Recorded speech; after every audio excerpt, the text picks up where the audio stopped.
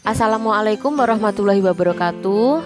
Perkenalkan, nama saya Mia Riasmi, CGP Angkatan 9 dari Kabupaten Kediri. Pada video kali ini, saya akan memaparkan aksi nyata modul 1.4 tentang budaya positif. Berikut adalah dokumentasi penyebaran pemahaman budaya positif kepada warga sekolah. Assalamualaikum warahmatullahi wabarakatuh. Bapak Ibu yang saya hormati, Bapak Kepala Sekolah SDN Sumbu 1 serta teman-temanku yang saya sayangi, pada pagi hari ini saya akan mensosialisasikan tentang budaya positif yang harus dimiliki oleh setiap guru untuk dilaksanakan ke sekolahnya masing-masing. Tidak usah perkenalan ya, karena sudah kenal saya semua. Di sini saya akan memperkenalkan saja, saya CGP Angkatan 9 dari Kabupaten Kediri. Next. Materi yang akan kita pelajari hari ini itu ada 6 tema. Yang pertama nanti ada disiplin positif dan nilai-nilai universal. Yang kedua teori motivasi atau hukuman, penghargaan dan restitusi.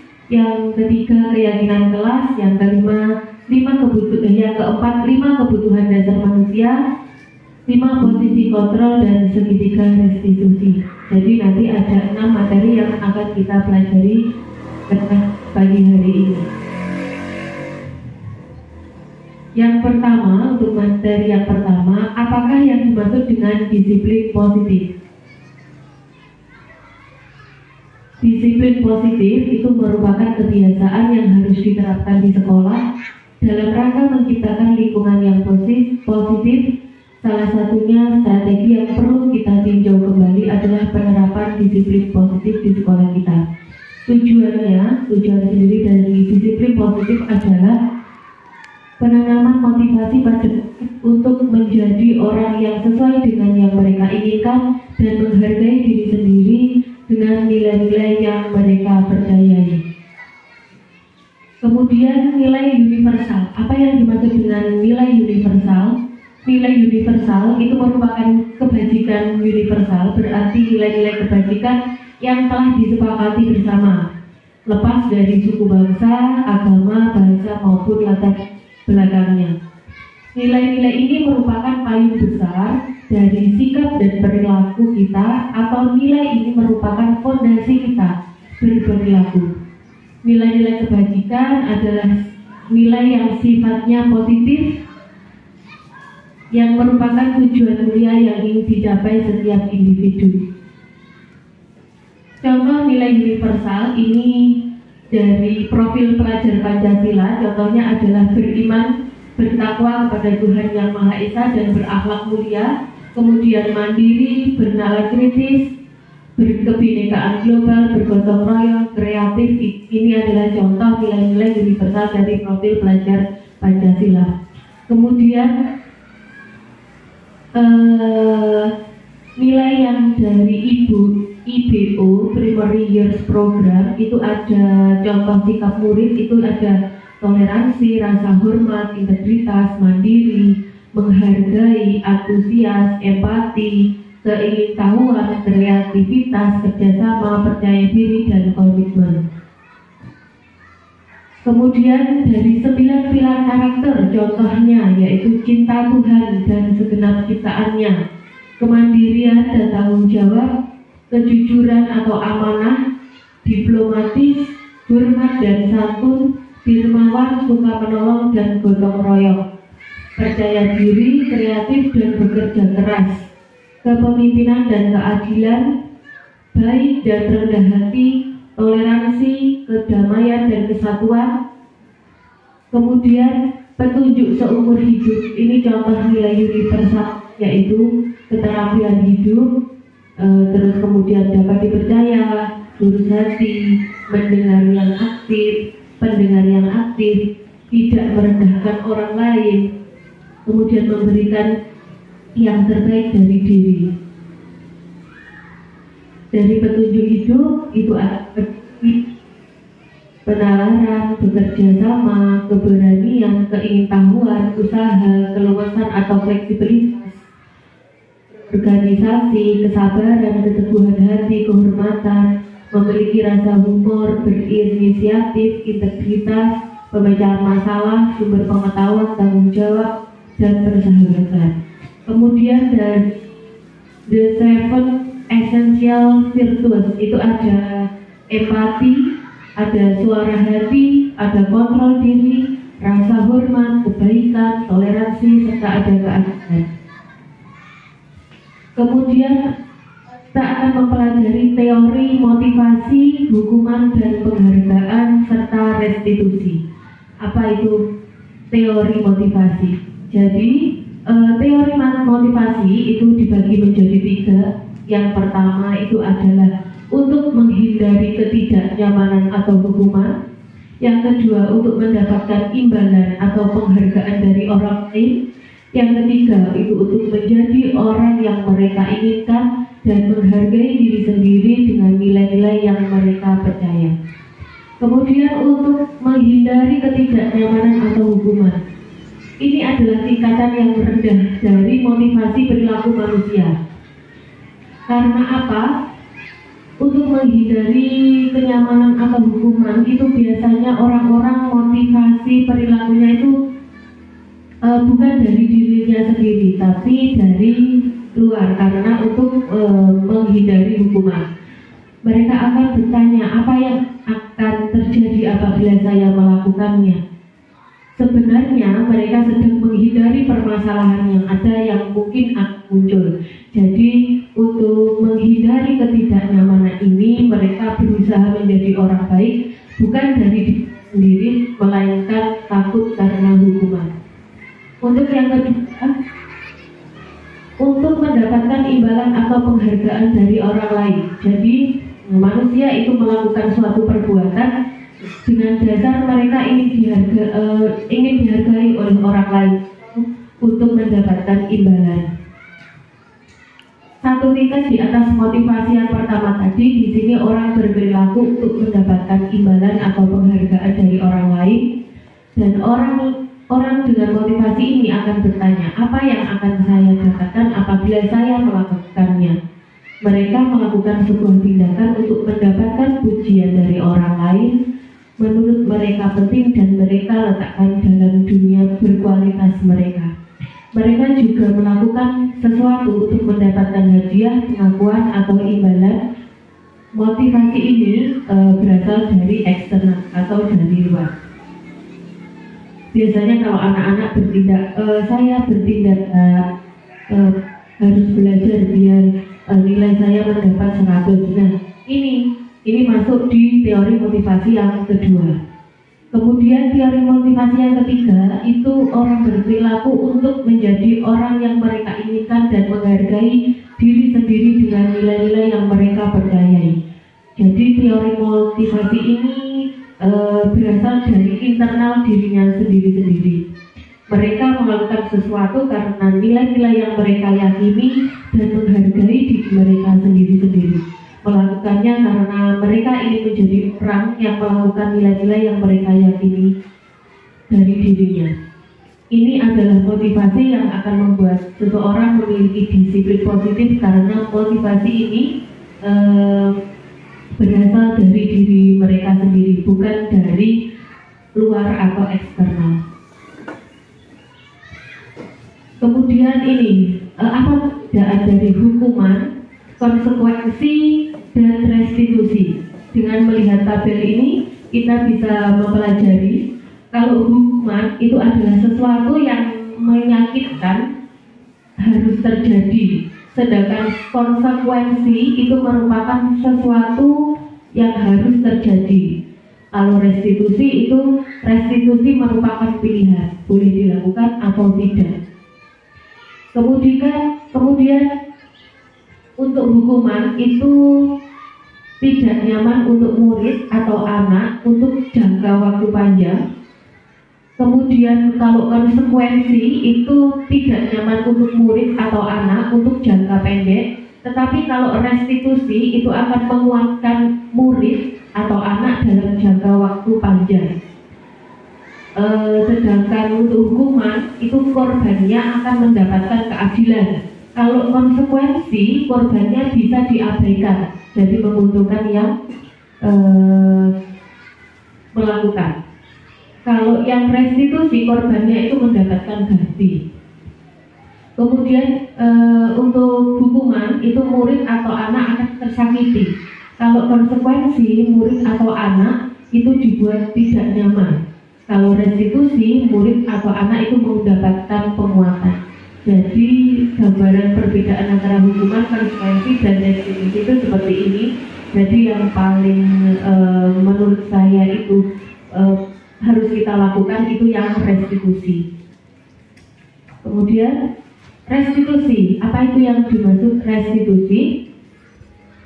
Restitusi itu adalah proses menciptakan kondisi bagi murid untuk memperbaiki kesalahan mereka, sehingga mereka bisa kembali pada kelompok mereka dengan karakter yang lebih kuat. Itu menurut Goethe pada tahun 2004. Restitusi itu membantu murid menjadi lebih memiliki tujuan, disiplin positif, dan memulihkan diri setelah berbuat salah. Jadi restitusi itu beda dengan hukuman ya. Kemudian melalui pendekatan restitusi itu ketika murid berbuat salah, guru akan menanggapi dengan mengajak murid berefleksi tentang apa yang dapat mereka lakukan untuk memperbaiki kesalahan mereka, sehingga mereka menjadi pribadi yang lebih baik dan menghargai dirinya. Pendekatan restitusi itu tidak hanya menguatkan korban, tetapi juga menguatkan orang yang telah berbuat salah. Ciri-ciri restitusi itu yang pertama, restitusi itu bukan untuk menebus kesalahan, namun untuk belajar dari kesalahan. Kemudian restitusi itu memperbaiki hubungan. Restitusi adalah tawaran bukan paksaan. Restitusi menuntut untuk melihat dalam diri. Restitusi mencari kebutuhan dasar yang mendasari tindakan. Ini adalah ciri-ciri dari restitusi. Kemudian kita akan belajar tentang keyakinan kelas. Materi yang ketiga. Apa sih keyakinan kelas? Mungkin Bapak Ibu sebagian besar sudah mempraktekkan, mungkin juga ada yang belum. Kenapa kita harus membuat keyakinan kelas? Mengapa namanya keyakinan kelas? Mengapa tidak peraturan kelas saja? Kemudian mengapa ada keyakinan kelas? Mengapa itu penting? Untuk apa peraturan kelas?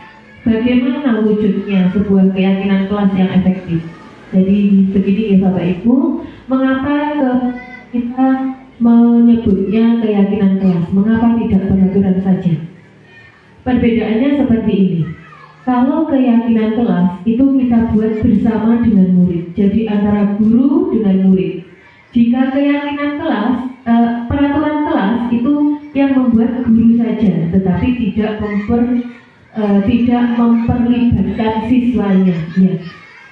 Jadi itu perbedaan keyakinan kelas dengan peraturan kelas. Dan peraturan kelas mungkin anak-anak akan melanggarnya. Bisa jadi anak-anak akan melanggarnya.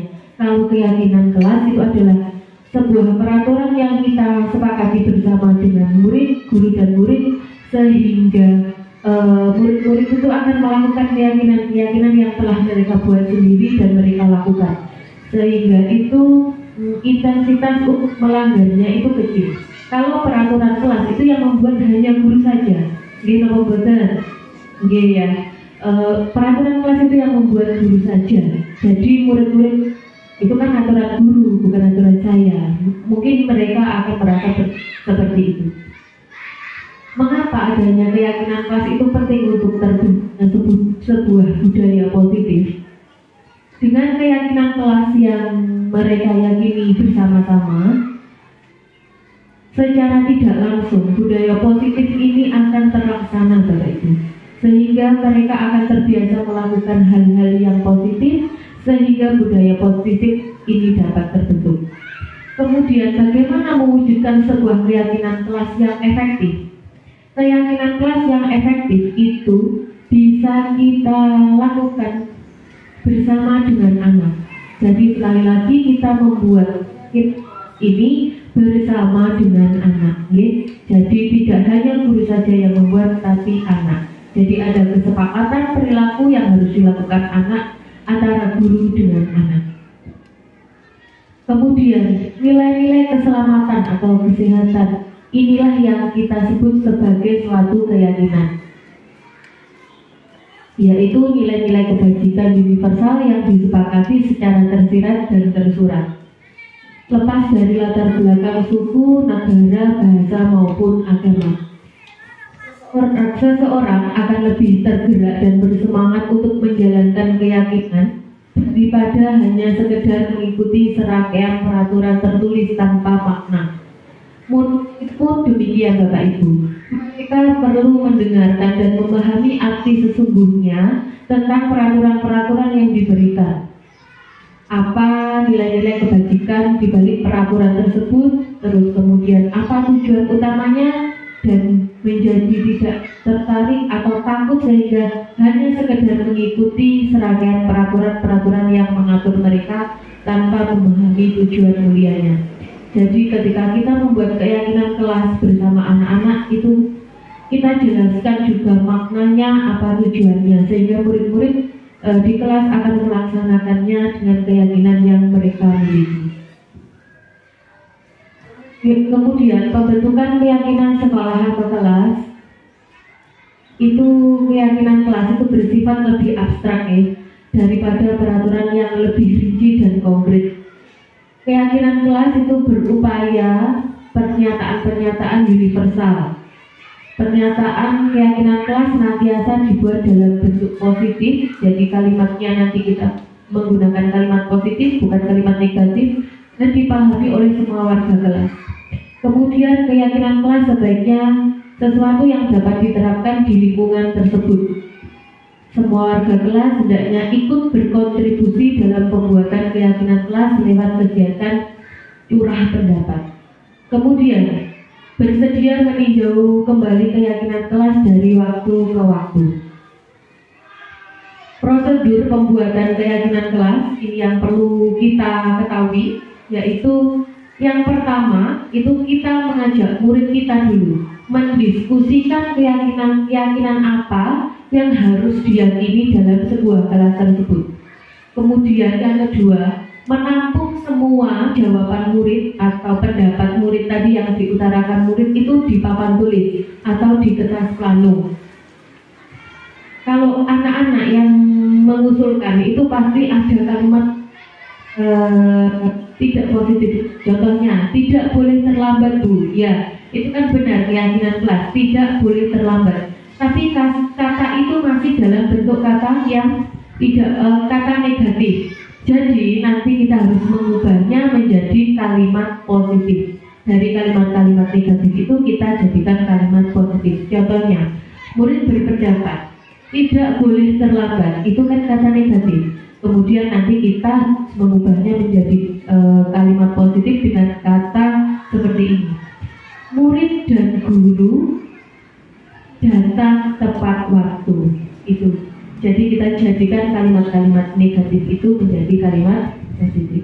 Kemudian menentukan nilai kebajikan apa yang ada dalam keyakinan tersebut. Datang tepat waktu berarti nilai kebajikannya adalah nilai ketertiban. Kemudian mengelompokkan ke dalam tabel Y. Tabel Y nanti ada terdengar, terlihat, berperilaku. Terus menulis keyakinan dan ditempel di tempat yang mudah dibaca. Apalagi kalau Bapak Ibu di kelas 1 itu keyakinan kelasnya harus dibuat menarik. Untuk apa? Agar anak-anak itu kalau melihatnya itu tidak bosan. Jadi tetap mereka baca setiap hari dan mereka lakukan. Seperti itu Bapak Ibu. Kemudian kita akan belajar tentang 5 kebutuhan dasar manusia. Apa itu kelima kebutuhan dasar manusia? Bapak Ibu, anak-anak melakukan perbuatan kadang yang perbuatan negatif. Itu ada dasarnya. Apa yang belum mereka terpenuhi itu pasti akan mereka lampiaskan. Entah itu dilampiaskan ketika pembelajaran atau saat bermain dengan temannya atau dengan bapak ibu guru, itu pasti ada alasannya.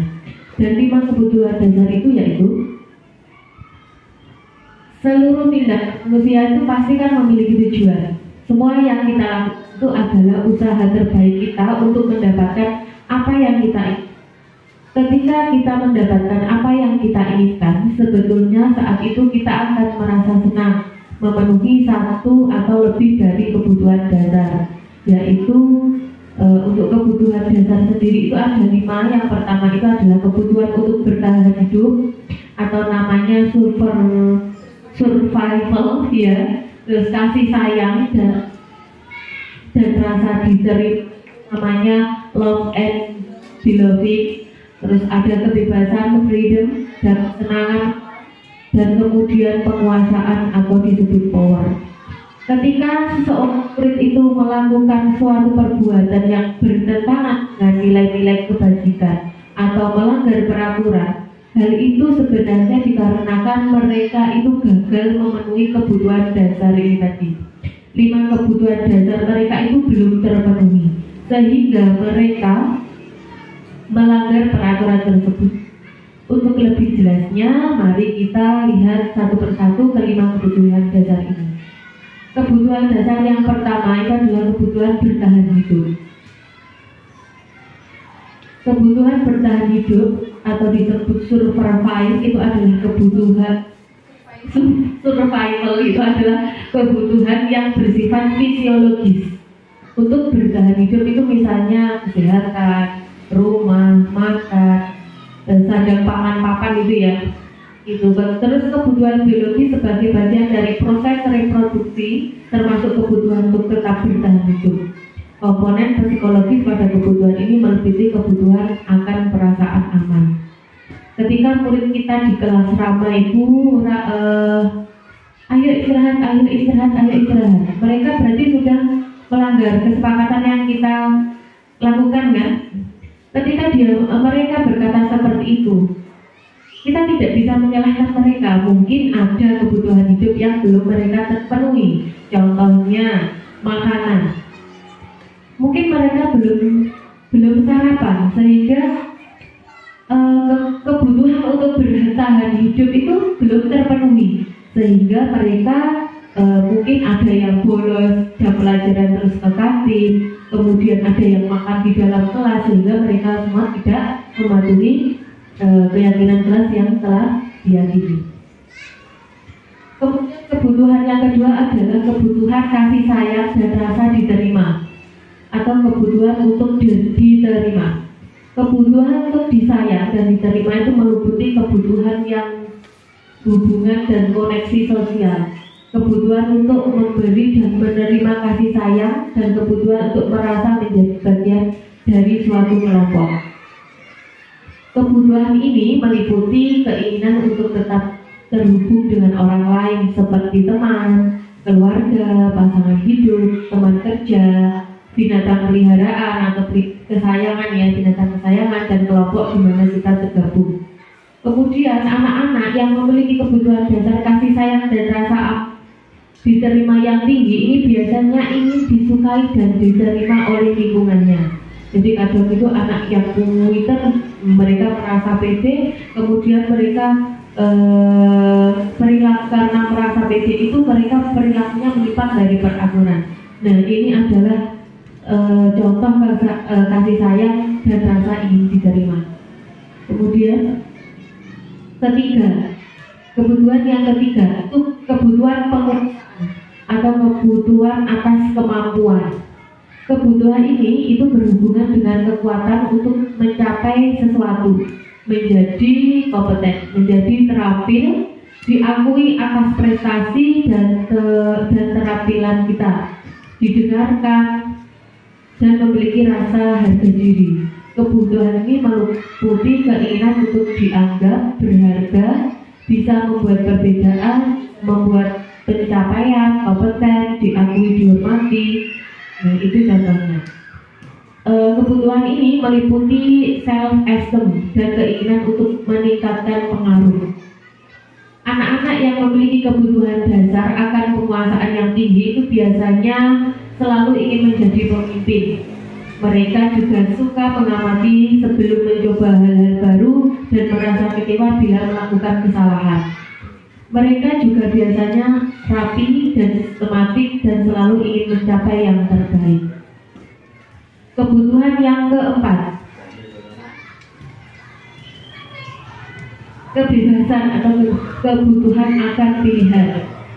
Kebutuhan untuk kebebasan adalah kebutuhan akan kemandirian, otonomi, memiliki pilihan dan mampu mengendalikan arah hidup seseorang. Anak-anak dengan kebutuhan kebebasan yang tinggi ini menginginkan pilihan. Mereka perlu banyak bergerak, suka mencoba-coba, terlalu terpengaruh oleh orang lain dan senang mencoba hal-hal baru yang menarik.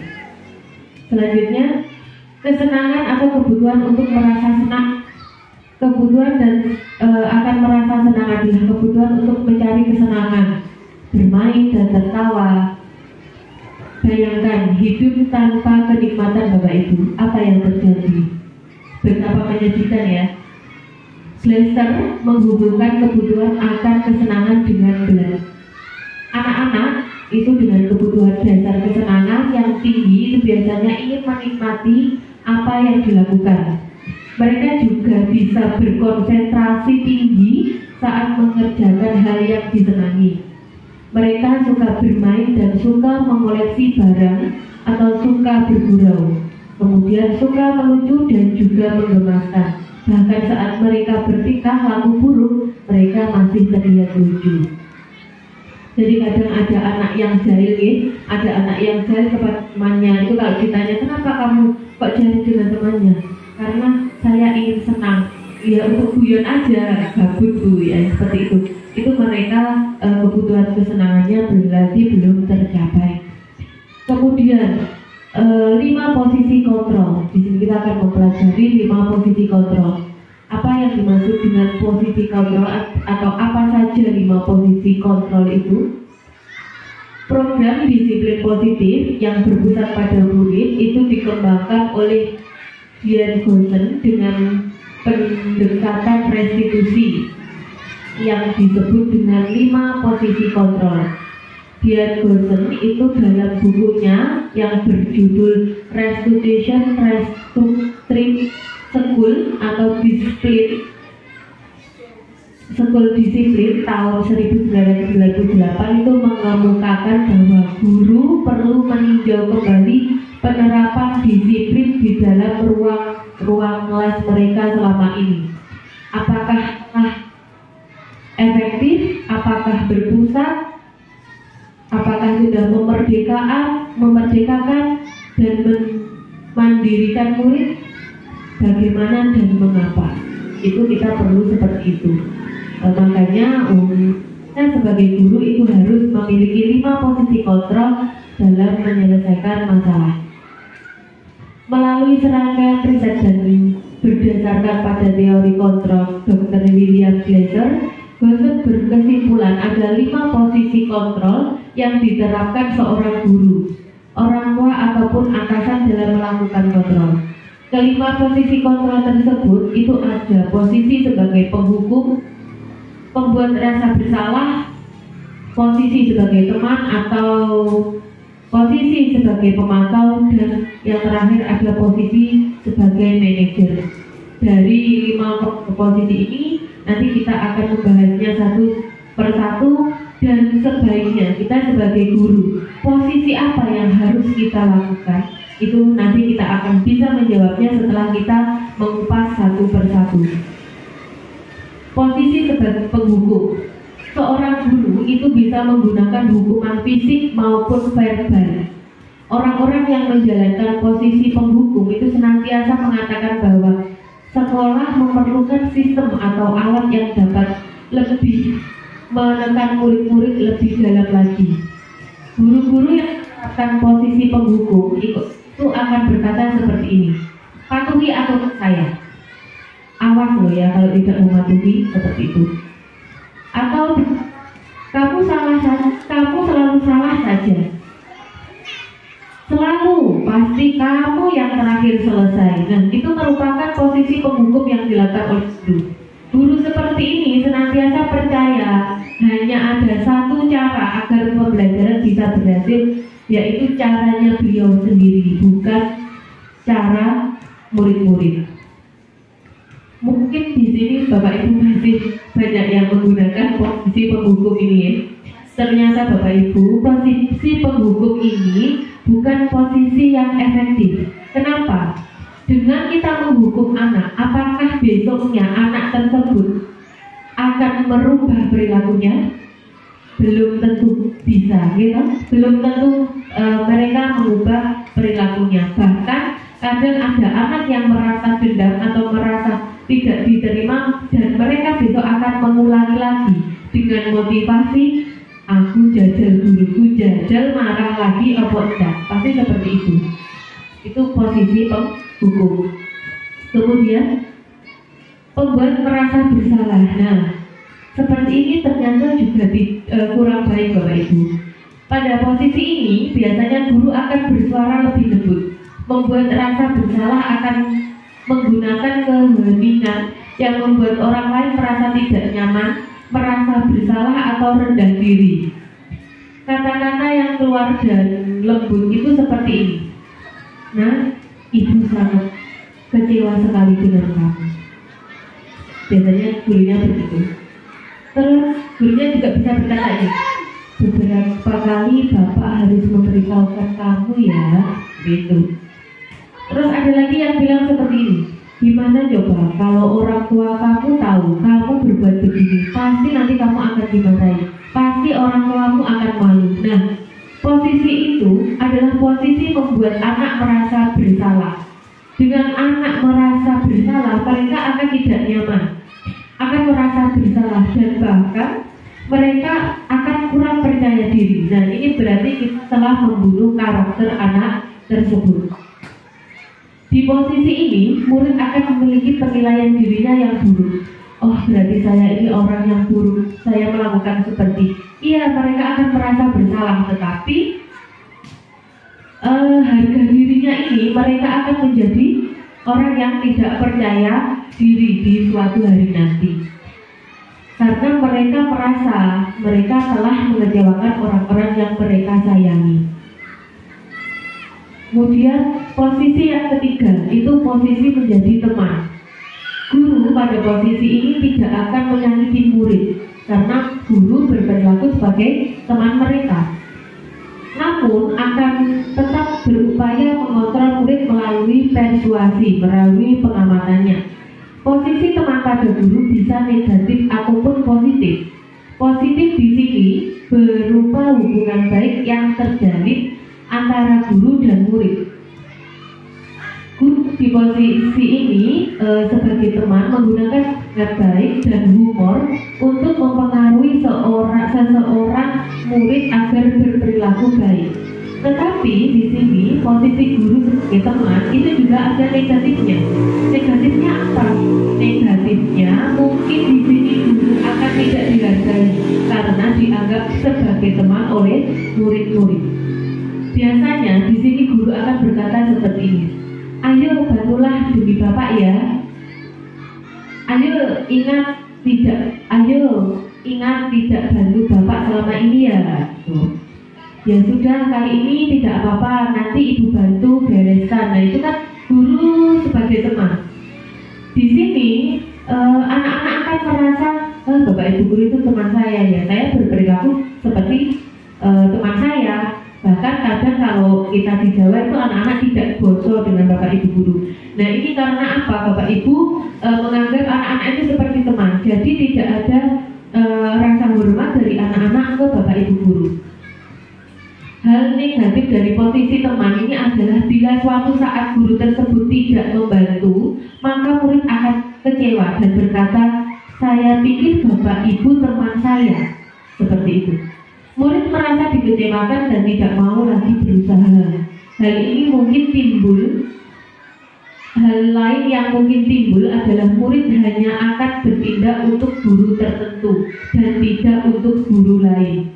Murid akan tergantung pada satu guru tersebut. Terkadang kalau sudah merasa gurunya itu menjadi temannya, ketika Bapak Ibu guru yang lain itu mengajar kelas tersebut, ketika gurunya tersebut izin, kemudian bapak ibu guru masuk ke kelas tersebut, bapak ibu guru yang lain itu tidak akan dihargai.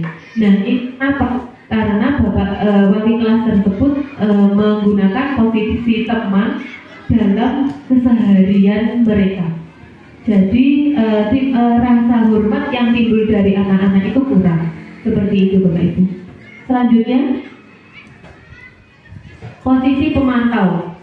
Memantau itu berarti mengawasi bapak ibu. Pada saat kita mengawasi, kita itu bertanggung jawab atas perilaku orang-orang yang kita awasi. Posisi pemantau berdasarkan pada peraturan-peraturan atau konsekuensi. Dengan menggunakan sanksi atau konsekuensi, kita dapat memisahkan hubungan pribadi kita dengan murid. Sebagai seorang yang menjalankan posisi pemantau, itu pertanyaan-pertanyaan yang mereka bapak ibu katakan itu seperti ini biasanya. Peraturannya apa ya? Kok bisa melanggar? Apa yang telah kamu lakukan? Sanksi atau konsekuensinya apa? Seorang pemantau itu sangat mengandalkan penghitungan atau catatan data yang dapat digunakan sebagai bukti atas perilaku seseorang. Posisi ini akan menggunakan stiker, slip catatan, atau daftar cek. Posisi pemantau sendiri berawal dari teori stimulus respon yang bertanggung jawab guru dalam mengontrol muridnya. Ternyata ini juga kurang efektif ya. Selanjutnya posisi manajer. Seorang manajer itu telah memiliki keterampilan di posisi teman maupun pemantau. Jadi di posisi ini itu ada dua posisi yang dilakukan, sebagai teman dan sebagai pemantau. Dengan demikian bisa jadi di waktu-waktu tertentu kembali pada kedua posisi tersebut bila diperlukan. Kalau kita diperlukan, kita sebagai posisi sebagai teman, ya kita harus melakukan posisi sebagai teman. Jika posisi pemantau, kita harus melakukannya di posisi pemantau. Namun bila kita menginginkan murid-murid kita menjadi manusia yang merdeka, mandiri dan bertanggung jawab, maka kita perlu mengacu kepada restitusi yang dapat menjadikan murid kita seorang manajer bagi dirinya sendiri. Jadi kita menanamkan posisi manajer. Di manajer ini, murid diajak untuk menganalisis kebutuhan dirinya maupun kebutuhan orang lain. Di sini penekanannya itu bukan pada kemampuan membuat konsekuensi, namun berkolaborasi dengan murid bagaimana memperbaiki kesalahan yang ada. Jadi posisi manajer ini kita bisa menggunakan posisi pemantau dan posisi teman. Terkadang kita bisa menggunakan posisi teman, terkadang kita juga bisa menggunakan posisi pemantau dengan tujuan murid itu bisa menganalisis kebutuhan dirinya itu apa. Dengan demikian murid akan menjalankan nilai-nilai kebajikan yang mereka yakini. Kemudian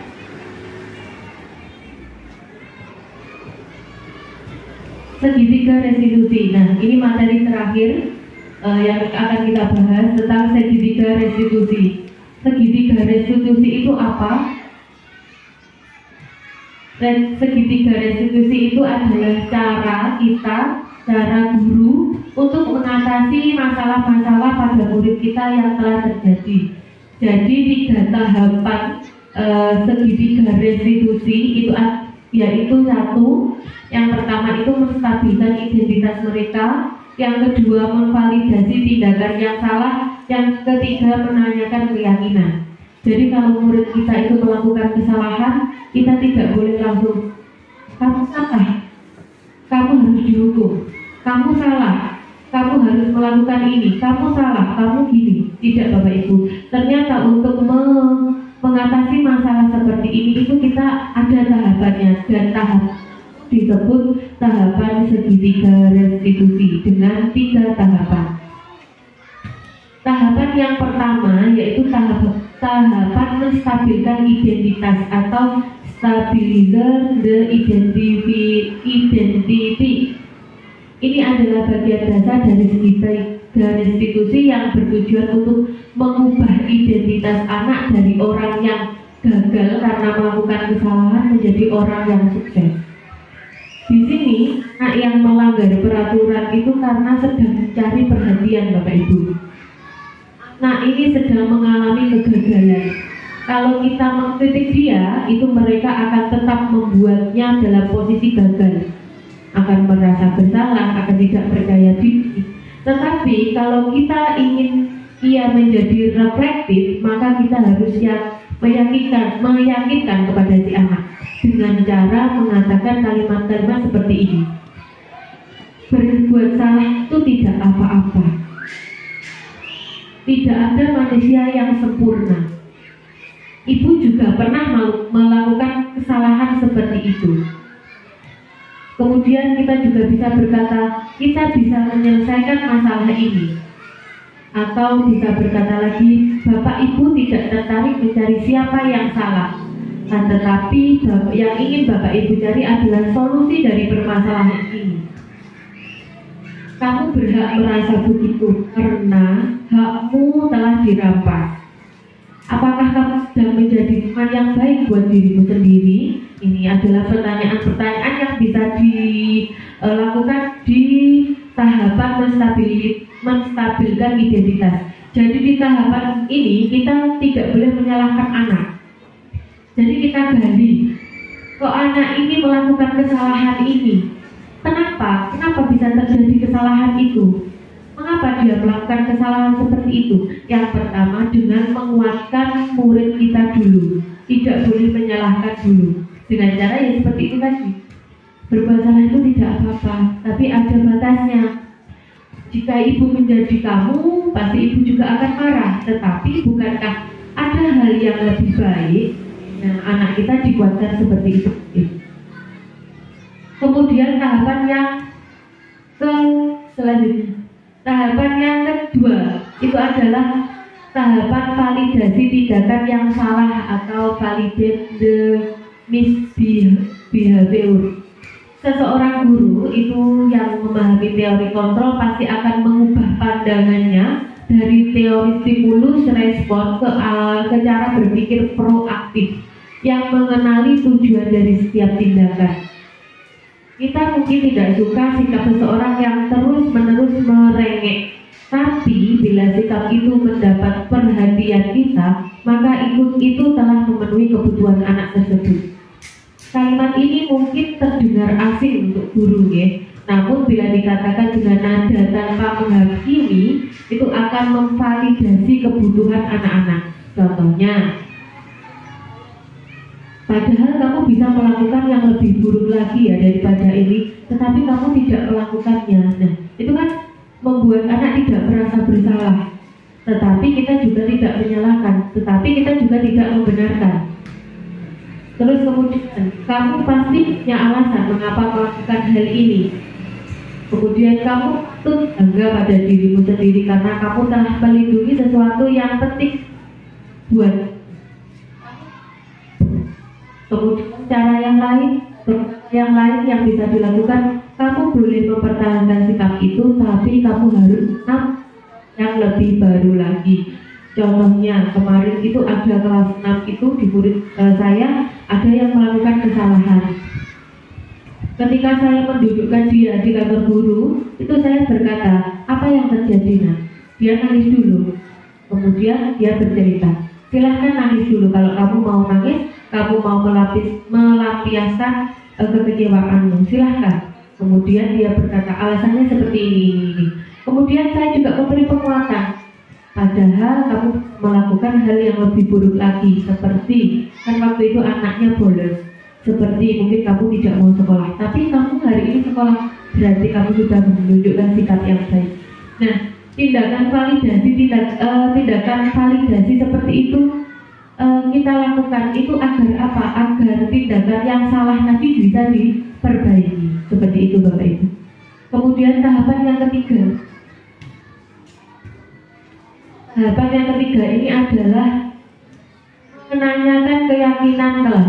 setelah kita mengetahui mengetahui mereka itu melakukan kesalahan itu karena apa, kemudian kita sudah memberi penguatan, sudah mengetahui alasannya dari masalah-masalah itu. Dia yang terakhir kita itu harus menanyakan seperti ini, keyakinan kelas apa yang kamu langgar? Selanjutnya bagaimana? Berarti kita kan sudah melakukan solusinya, mencari solusinya. Teori kontrol yang menyatakan bahwa kita pada dasarnya termotivasi secara internal. Ketika identitas sukses telah tercapai dari langkah 1, langkah 2 sudah kita lakukan, maka anak akan siap untuk dihubungkan dengan nilai-nilai yang dia percaya dan berpindah menjadi orang yang dia inginkan. Pertanyaan yang bisa kita tanyakan ke anak-anak yang pertama, apa yang kita percayai sebagai kelas atau keluarga? Atau kita bisa menanyakan nilai-nilai umum yang kita telah sepakati apa? Atau apa bayangkan kita tentang kelas yang ideal? Atau bisa lagi, kamu mau jadi orang yang seperti apa? Kalau saya itu bertanyanya seperti ini, keyakinan kelas apa yang sudah kita sepakati? Umpama mereka berkata disiplin, berarti anak tersebut kan sudah melanggar nilai disiplin. Kemudian nilai disiplin itu penting tidak untuk kamu? Mereka pasti menjawab penting, Bu. Kalau penting, apakah kamu bisa melakukan dengan baik lagi? Bisa, Bu. Dari situ insya Allah anak-anak tidak akan melanggar keyakinan-keyakinan kelas yang telah mereka sepakati. Seperti itu, Bapak Ibu. Nah, itu tadi saya telah memaparkan beberapa teori-teori, kemudian memaparkan cara membuat keyakinan kelas, kemudian cara mengatasi masalah-masalah yang ada, itu sudah saya paparkan.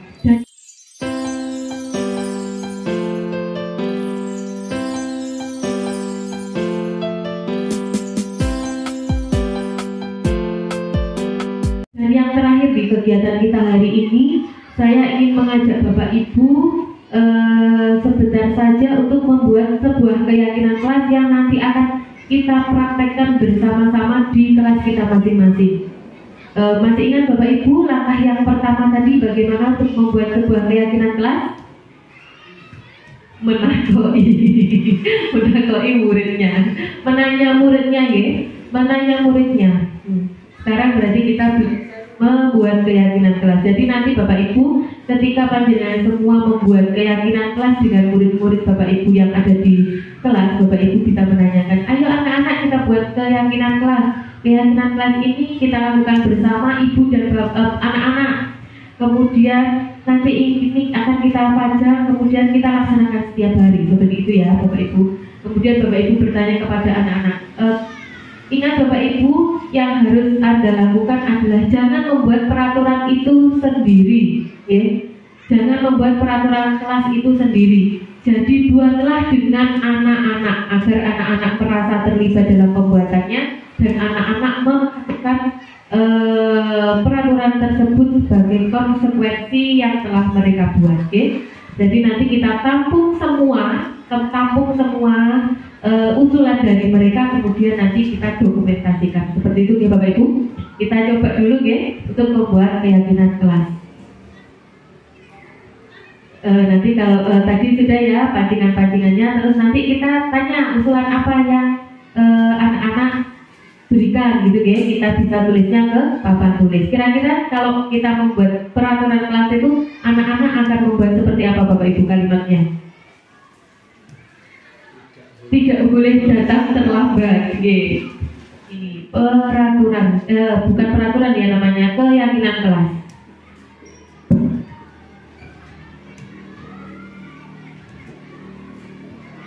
Tidak boleh datang terlambat. Kemudian yang kedua, kira-kira apa? Boleh ramai? Ya, tidak boleh ramai.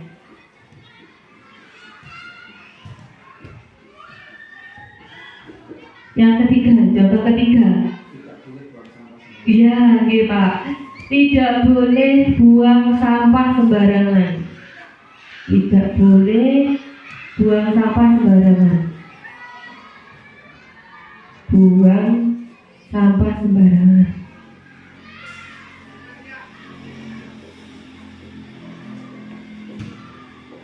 Nah, di sini kita masih menggunakan kalimat-kalimat negatif. Apa itu? Usulan anak-anak itu pasti ada kalimat positif, ada kalimat negatif, dan yang paling banyak itu pasti kalimat negatif. Nah, ini adalah tugas kita sebagai Bapak Ibu guru, mengubahnya ke dalam kalimat positif ya. Contohnya, tidak boleh datang terlambat, berarti datang tepat waktu ya. Kok mau bilang pinter? Datang tepat waktu. Kemudian yang kedua, contoh yang kedua, tidak boleh ramai, berarti menjaga ketenangan ya. Menjaga ketenangan. Kemudian tidak boleh buang sampah sembarangan, berarti kalimat positifnya buanglah sampah di tempatnya.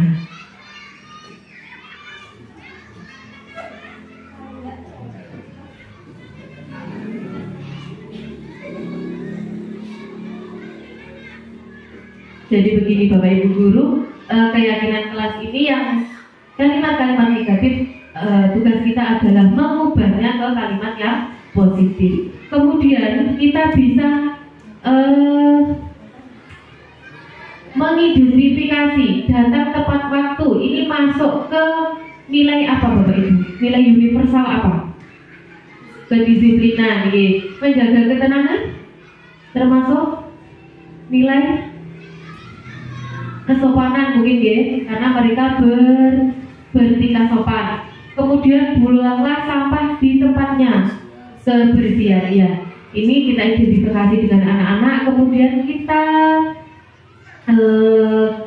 identifikasi ke tabir Y, yaitu ada mendengar, terlihat, melakukan seperti itu. Datang tepat waktu dengan kalimat yuk, datang tepat waktu, menjaga ketenangan, yuk dia buanglah sampah di tempatnya.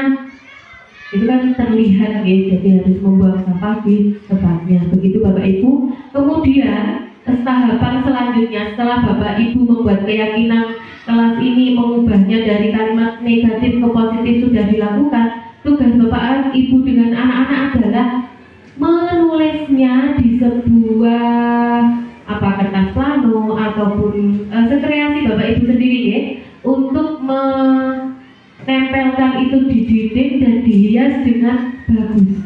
Itu akan menjadi daya tarik tersendiri bagi anak, kemudian setiap hari dibaca dan dilakukan. Seperti itu Bapak Ibu. Paham ya? Dari sini cara membuat keyakinan kelas. Nah, itulah cara-cara membuat keyakinan kelas Bapak Ibu. Nanti kita bisa mempraktekkannya bersama-sama di kelas sebagai wujud aksi nyata dari disiplin positif yang telah kita lakukan. Demikian Bapak Ibu untuk sosialisasi kegiatan pada hari ini. Nanti di akhir kegiatan ini saya akan menayangkan sebuah segitiga restitusi dalam penyelesaian masalah yang terjadi pada murid saya yang sudah saya lakukan. Begitu saja dari saya. Apabila dalam sosialisasi di pagi hari ini ada kesalahan, baik yang saya sengaja maupun tidak saya sengaja, ataupun perkataan saya yang mungkin menyinggung Bapak Ibu guru yang lain, saya mohon maaf yang sebesar-besarnya. Akhir kata, wabillahi taufiq wal hidayah. Wassalamualaikum warahmatullahi wabarakatuh.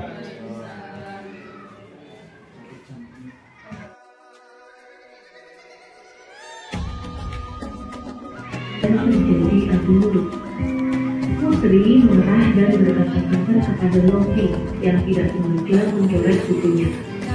Mengetahui hal itu, ibu guru membawa Lofi dan Putri ke kantor guru. Putri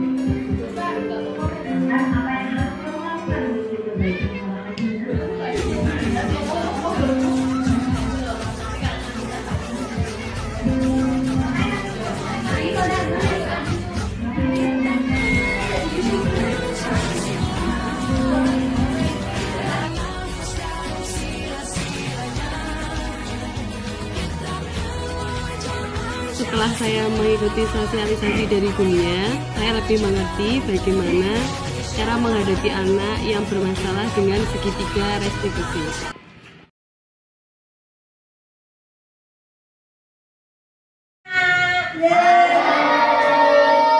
Kemarin kita kan sudah membuat yang namanya kesepakatan kelas. Kita tempel di belakang sana, ya kan?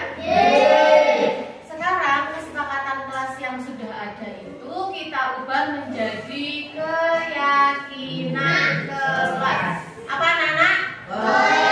Keyakinan kelas. Mengapa harus diubah menjadi keyakinan kelas?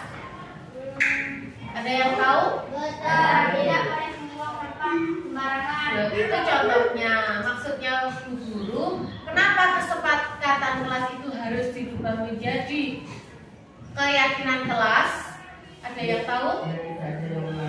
Ya, biar tidak ada yang melanggar. Kalau kesepakatan itu kan kita buat bersama. Jadi kalau tidak menyepakati, kalau kamu melanggarnya, kamu tidak menaati peraturan, ya kan? Itu berarti masih itu masih perbuatan dari luar. Maksudnya jika kamu tidak melaksanakan, nanti kamu akan dapat hukuman, itu kan? Itu motivasi dari luar. Kalau kita rubah menjadi keyakinan, itu nanti akan masuk di dalam hatimu, akan menjadi keyakinanmu. Jika keyakinan itu saya lakukan, berarti saya masukkan di hati, gitu ya. Jika keyakinan itu saya percayai, pasti saya akan melakukan, seperti itu ya. Nah, kesepakatan kelas yang sudah ada kita ubah menjadi keyakinan kelas yang akan menjadi keyakinan kita masing-masing dan kita laksanakan menurut keyakinan diri kita. Ya, coba anak-anak, keyakinan kelas apa yang kalian akan yakini?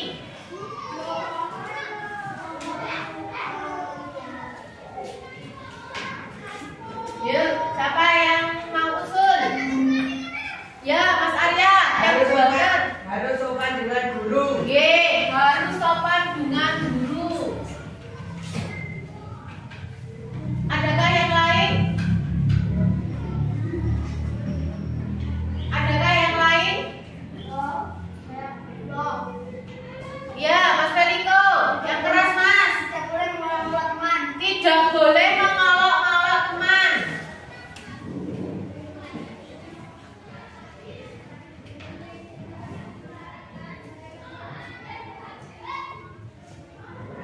Adakah yang lain? Siapa? Mas Raka. Oke, Mas Raka. Apa Mas Raka? Tidak boleh membuang sampah sembarangan. Yuk. Tidak boleh membuang sampah Sembarangan. sembarangan. Adakah yang lain? Loh, siapa?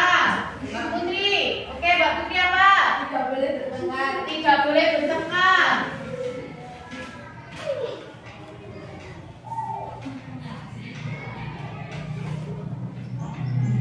Selanjutnya, Mbak Siren. Oke, apa Mbak Siren? Tidak boleh melanggar peraturan. Tidak boleh melanggar peraturan. Tidak boleh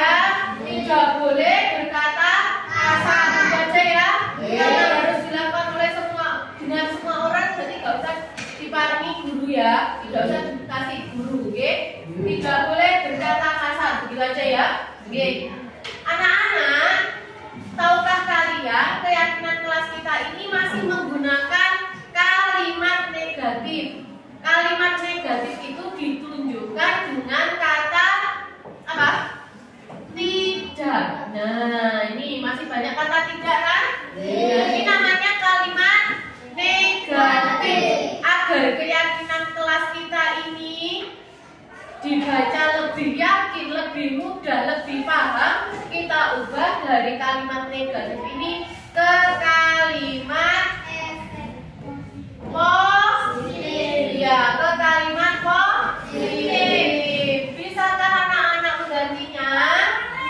Bisa. Harus sopan dengan guru. Jadi gimana? Guru dan murid harus sopan. Oke. Ini tidak hanya murid ya yang harus melakukan, tapi guru sebagai guru kalian juga harus melakukannya. Guru juga harus memiliki kesopanan. Jadi kita buat keyakinannya guru dan murid. Gimana anak-anak? Harus berperilaku sopan gitu ya. Berperilaku sopan. Berperilaku di sini tidak hanya perbuatan tapi juga perkataan. Terus nomor 2, tidak boleh mengolok-olok teman. Kira-kira kalau diubah menjadi kalimat positif jadi gimana ini anak-anak? Kata tidaknya ini harus hilang. Ayo gimana?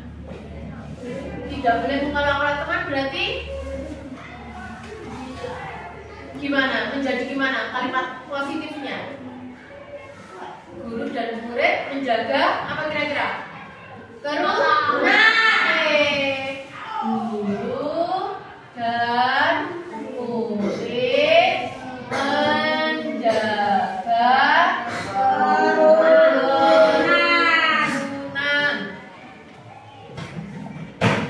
Kesepakatan yang ketiga, tidak boleh membuang sampah. Ayo, kalimat positifnya gimana?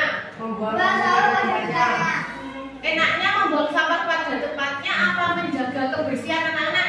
Menjaga kebersihan aja ya. Guru dan murid menjaga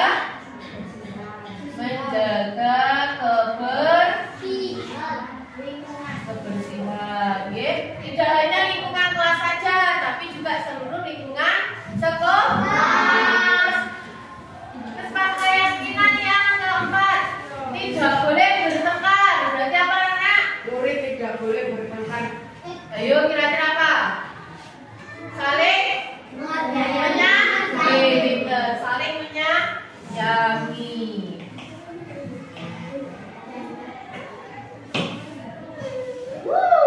Apalagi anak-anak? Murid Kira-kira apalagi ya? Keyakinan kelasnya nomor 5 itu tidak boleh melanggar peraturan. Berarti guru dan murid menaati peraturan. Oke, pinter. Guru dan murid menaati peraturan. Kesepakatan yang keenam, tidak boleh berkata kasar. Apa anak? Harus berkata sopan. Berarti gimana? Ini berperilaku sopan. Apa anak? guru dan murid menjaga perkataan. Iya, guru dan murid menjaga. Guru dan murid menjaga perkataan. Oke anak-anak, ini adalah keyakinan kelas yang sudah kita buat bersama. Ini harus kita yakini bersama, nggih. Kira-kira anak-anak, keyakinan kelas yang sudah kita buat ini sesuai dengan nilai universal apa yang kita keyakini. Contohnya, guru dan murid berperilaku sopan. Berarti nilai apa yang sudah dilaksanakan? Baik. Nilai kesopanan. Ini adalah nilai kesopanan. Guru dan murid menjaga kerukunan. Nilai apa? Kerukunan, pinter. Ini nilai kerukunan yang harus diyakini. Guru dan murid menjaga kebersihan. Berarti menjaga kebersihan.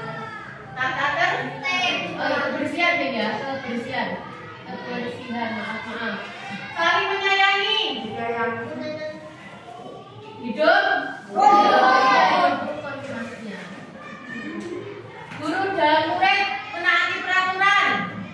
Berarti termasuk nilai apa yang dilaksanakan? Tata ketertiban. Berarti ini kan menaati peraturan, tata tertib. Berarti nilai ketertiban. Guru dan murid menjaga perkataan. Berarti hubungannya sama apa? Kesopanan. Iya, pintar. Kesopanan.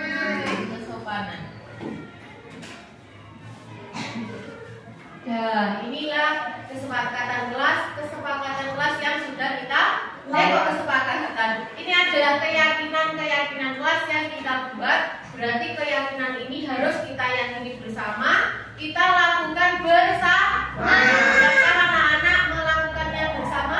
Iya. Meyakini bersama? Siapa? Nah, ini kan masih kita tulis di papan ya. Dimana kalau kesepakatan ini kita dokumentasikan di sebuah kertas manila yang besar, kita beri hiasan. Bagaimana? Kira-kira? Setuju? Setuju. Oke, kalau gitu punya minta bantuannya yang tulisannya bagus siapa? Siren. Ya, Siren nanti yang menulis ya. Yang lain menempel. Oke? Yuk. Semuanya. Bu guru minta Mbak Putri jadi satu sini kita tempel ini apa itu? Kita tempel bersama ya. Ini hadapnya ke belakang ya, yang lain membantu biar lebih cepat ya. Biar lebih cepat. Ya. Ditulis yang belakang ini ditulis siapa? Yang atas sendiri kira-kira ditulis siapa? Keyakinannya. Keyakinan kelas. Coba tulis keyakinan kelas ya. Yang ini atas sendiri ditulis keyakinan kelas. Yang lain menempelkan balonnya ya. Balonnya. Yang lain balonnya ini diberi lem, kemudian ditempelkan. Oke?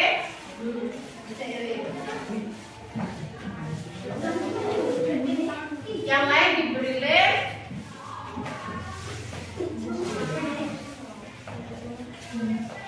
Kemudian ditempelkan seperti yang sudah kita lakukan kemarin itu ya, namanya ya.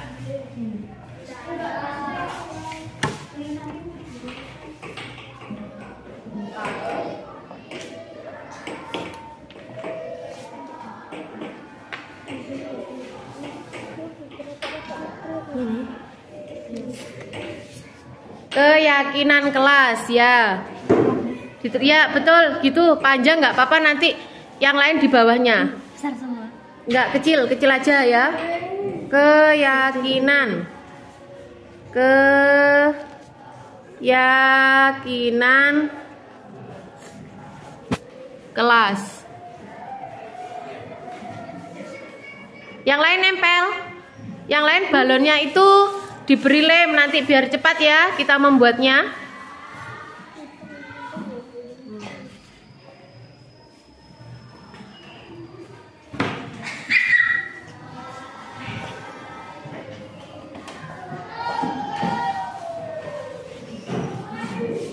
Ya, yang lain. Ya, sini ya, yang lain. Sudah? Kelas. Ya, yuk, sudah. Tinggal kita nempel ya. Nih. Ya, sini. Ya, kelihatan kelas, kan? Ini aja apa?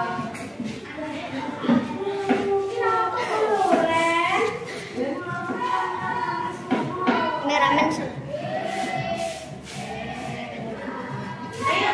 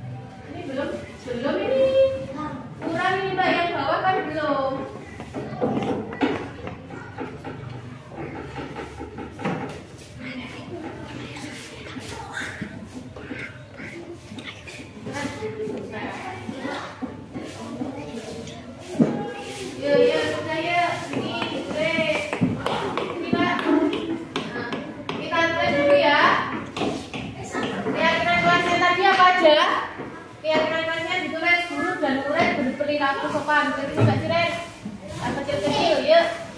Nah, jelas ya kalau tulis guru dan murid, guru dan murid, guru dan murid. Ya nggak apa-apa, nggak apa-apa. Dan murid berperilaku sopan.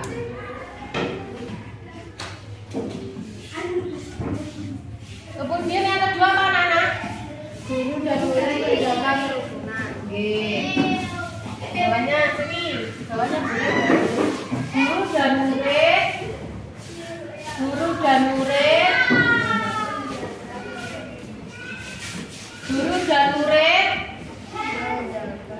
menjaga kerukunan.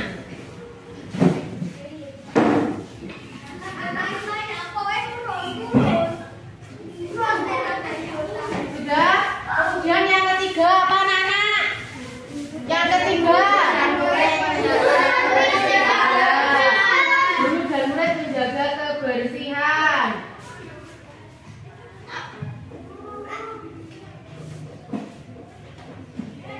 Menjaga kebersihan.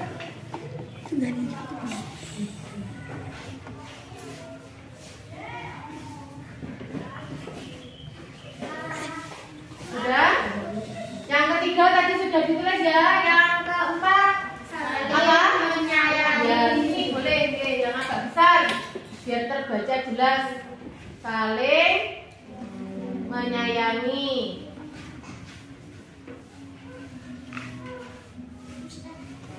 Kemudian yang keempat apa yang keempat anak-anak? Saling menyayangi.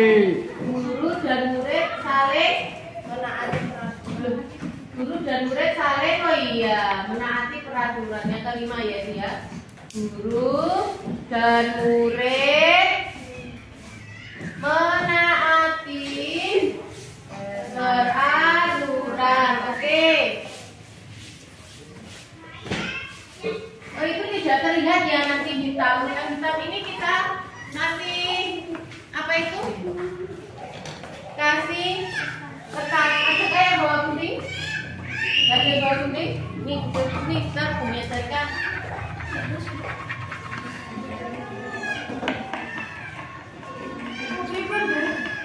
Ada yang bawah?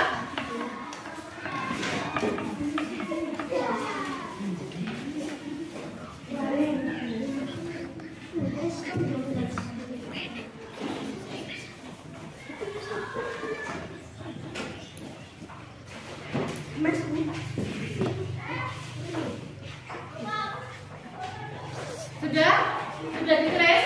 Apa yang kelima tadi? Tenang. Guru dan murid. Ini. Guru dan murid. Apa itu? Menjaga perasaan. Menjaga perkataan. Mana ini? Oke, kita nempel aja ya nanti ya.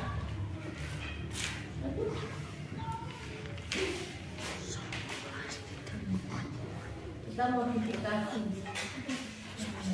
dengan alat yang seadanya.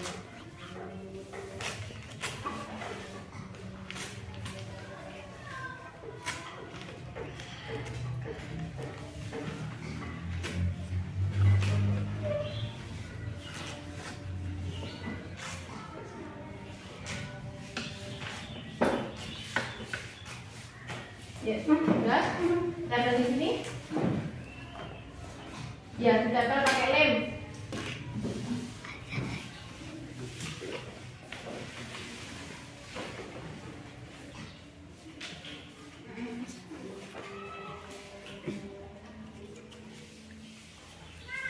Sudah ditempel Mbak Putri.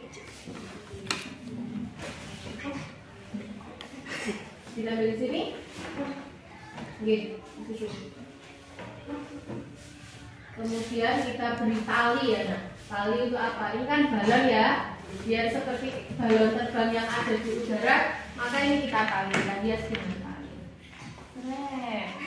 Keren. head. Ini.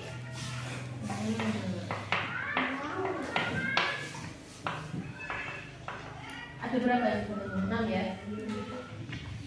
Kira-kira mana yang belum? Sudah ya? Sudah semua ya?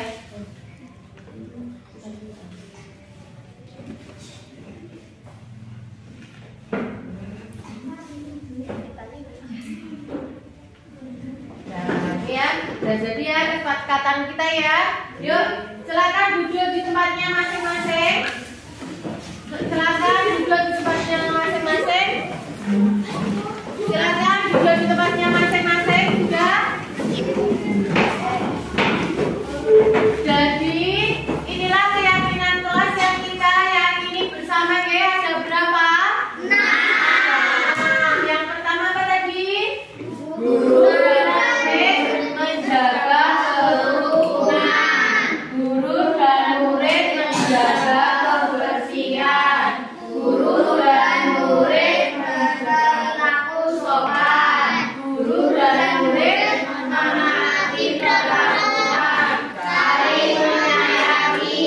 Guru dan murid menjaga anak. Ya, ini adalah keyakinan-keyakinan kelas yang kita yakini bersama. Siapkah anak-anak meyakini di diri anak-anak masing-masing? Siap. Jika kita meyakininya, maka kita akan